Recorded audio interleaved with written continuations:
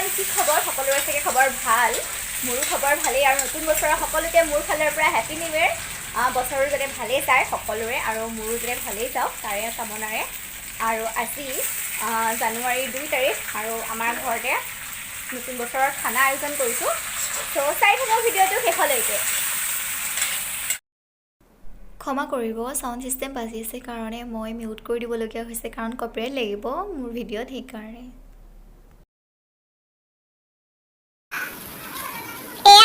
আজি খানাৰ একদম মেইন ৰান্ধনি হৈছে ধনখুৰা। হেপী নিউ ইয়েৰ বুলি কৈ দিয়ক হেপী নিউ ইয়েৰ। কম না একদম লাজ কৰিছে দেখিছে নাই। তাৰপাছতে লগতে একদম পুৰা জুই জ্বলাই লৈছে একদম খানাই আলু পিঁয়াজ ছিল কি ষ্টাইলত দিছে নাজানো আৰু দেই, তেল চেল দিয়া নাই কিন্তু।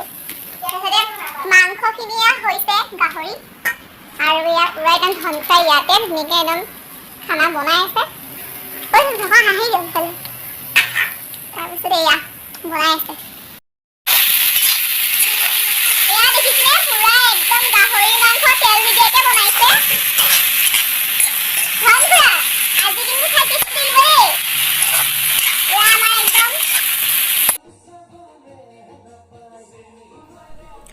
অলপমান আমি নাচিলোঁ, ধুনীয়াকৈ ফূৰ্তি ফূৰ্তি কৰিলোঁ আৰু এনেকৈয়ে আমি পুৰণা বছৰটো বিদায় দিলোঁ, 2022 চনটো।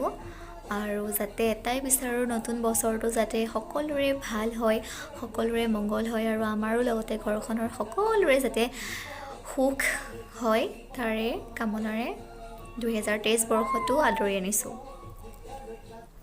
Happy new year.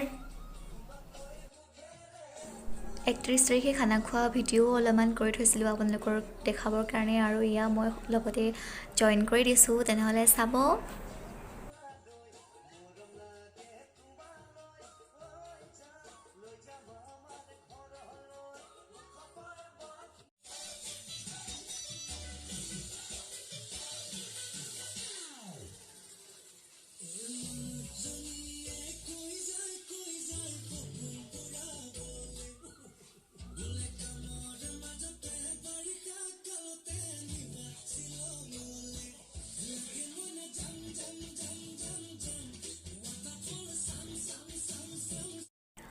মোৰ যদি ভিডিঅ'টো চাই ভাল লাগিল তেনেহ'লে like, comment, share and subscribe কৰিবলৈ নাপাহৰিব। Thank U.